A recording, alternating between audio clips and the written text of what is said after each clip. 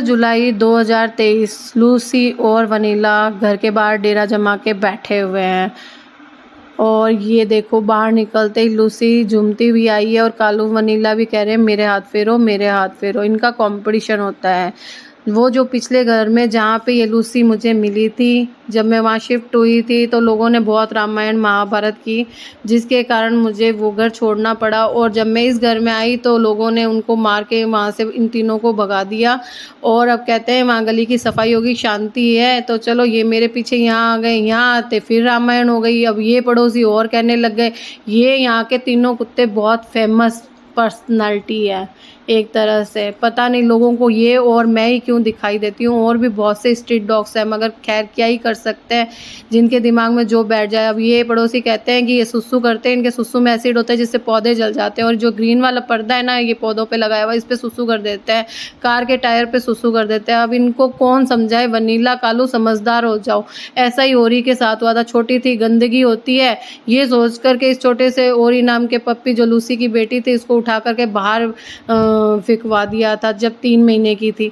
और मैं और लूसी आई थी मुझे बुलाने के लिए। कम्युनिटी हॉल तक इसे ढूंढने गए थे, मगर आवाज़ दी नहीं मिली। ये जनवरी में हमें गेट के पास में दिखाई दी थी, तो मैंने ओरी कहा और ये दौड़ के आ गई। मैं समझ गई ये ओरी है और इसके निशान से पहचान गई थी, लेके भी आई थी। मगर वनीला और लूसी ने इसे एक्सेप्ट नहीं किया। शायद लूसी भूल गई थी, तो वापस मैंने गेट के पास छोड़ दिया। मैंने कहा वहाँ पे आराम से रहेगी, रह रही है, गेट के ऊपर ध्यान रख रहे हैं इसीलिए, गार्ड सिक्योरिटी गार्ड है जो। फिर इसके मार्च में बच्चे हुए, 6 बच्चे हुए थे इसके। 3 बच्चे कब गायब हुए पता भी नहीं चला। रोज़ ये सुनने में आता था मर गए, क्योंकि कभी मैं खाना खिलाने जाती थी, कभी खाना भेज देती थी। जनवरी में जब से मुझे ओरी मिली थी ना, तब से मैं सुबह शाम दोनों टाइम इसके लिए खाना भेजती थी, क्योंकि जो मैं कर सकती हूँ वो तो मैं करूँ, क्योंकि मेरे पास जगह तो है नहीं जहाँ पे मैं इनको रखूँ। ये मंदिर वाले पप्पीज़ है, तो जब ओरी के बच्चे हुए थे, मंदिर वाले बच्चे भी थे, और ये आधार वाली बिल्डिंग में बच्चे हुए थे। उस समय पप्पीज़ की बाढ़ आ गई थी, तो उन मंदिर वाले बच्चों में ये सिर्फ ये टिम बची थी। ये टिम हमारे पास में दौड़ के आई उस लास्ट वाले दिन। उसके अगले दिन ये हमें दिखाई नहीं दी और फिर कभी दिखाई नहीं दी।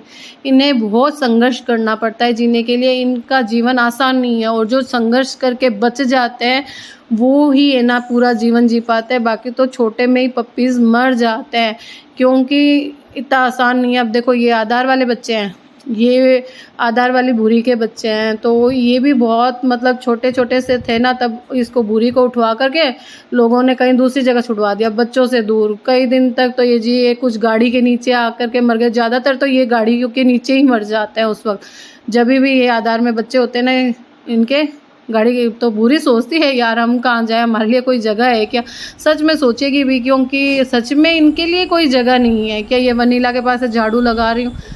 जिनसे इन्हें डर नहीं होता उनको ये कुछ नहीं करते। इन्हें जिनसे डर लगता है ना, तभी ये भौंकते हैं अपने बचाव के लिए।